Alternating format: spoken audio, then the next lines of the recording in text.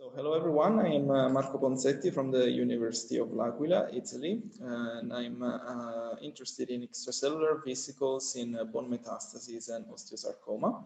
And I'm also an editorial board member of HubLE, and today I'm joined by Julia Halper here on this ECTS 2021 meeting report.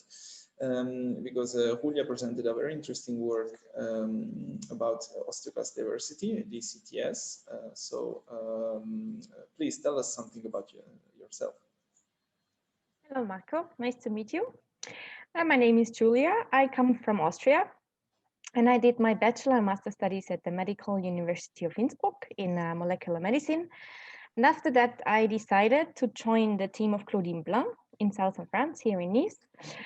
And yeah, since 1.5 years, I'm doing my PhD in osteoimmunology and osteoclast diversity.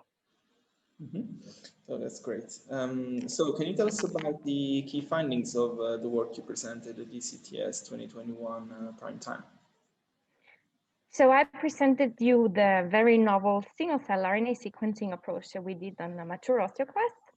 And well, the first key finding I would say is that through this approach, which is actually the first to our knowledge that really is focused on osteoclast sequencing on mature and multinucleated osteoclasts, most important. And I presented you this data, and what we can actually see is that this osteoclast diversity seems to be bigger than we expected. We're working on this since quite a while. We're investigating different progenitors, and it turns out that there's more osteoclast subsets than we thought. And the second important finding that I presented you as well is toll-like receptor 2 as a marker for what we call inflammatory osteoclast, because they arise more numerous during pathological conditions. And this is the first marker we identified so far, hopefully not the last one, which is actually a suitable target to inhibit this osteoclastogenesis from specific progenitors in pathological conditions. And this, well, might be an interesting approach to further investigate and to later translate into the clinics to improve and ameliorate bone resorptive therapy and patient outcome on bone quality. So I guess your final aim is to target only the inflammatory osteoclast and leave the good ones alone, so that you don't freeze the bone, but you can keep the normal remodeling and block the bad one, right?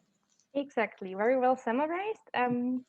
We will see if there is not only the inflammatory osteoclast subset, but maybe also some others that have increased bone resorption capacities. We will see that.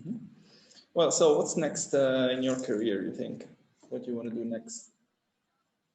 Well, the goal is to publish this data, to find out some more, to unravel some more mechanisms involved in osteoclastogenesis, in osteoclast function, and especially related to pathologies.